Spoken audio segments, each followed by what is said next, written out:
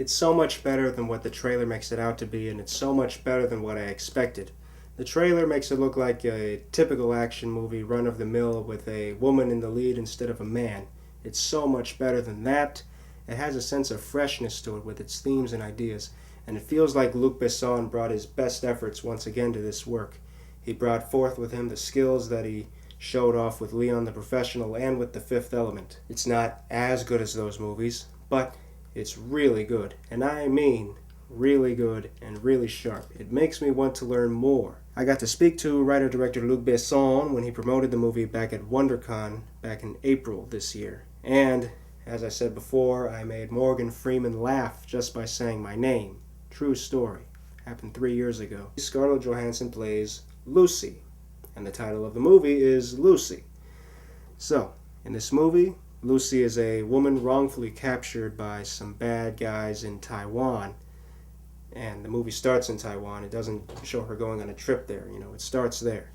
So the bad guys inject her with this special drug, and as she sits helpless while the drug takes over her, it cuts to a college professor played by Freeman who lectures students on the theory of cerebral use, the myth that you only use 10% of your brain, and what would happen if you used more.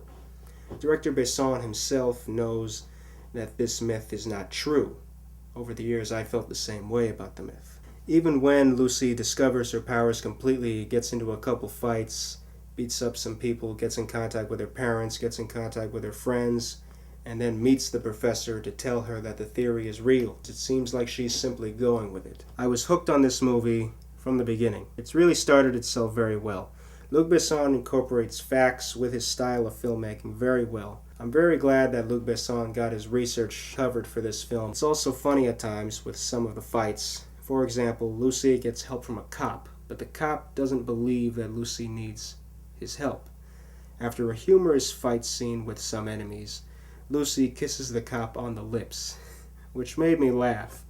But I don't want to give that whole scene away. I want you to see this movie. The moments of effects and animation work very well and cleverly. The CGI is hidden away for the most part, but towards the end it becomes a lot more noticeable. I can't complain too much about it since there's so much to explore with the film. We saw Scarlett Johansson show off her fighting in the Avengers movies. Another thing I liked about Lucy is we see her using guns more often, and we see her changing herself more often with the makeup and effects. The unique thing about this film is that she shows off a little more vulnerability, even though she's playing someone who is near invulnerable.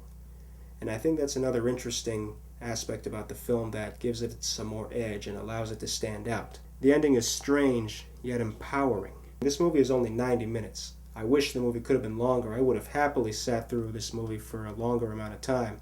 But since this is 90 minutes, I can easily recommend this to other viewers. I'd say this is Luc Besson's best film since he wrote the screenplay for Unleashed back in 2005.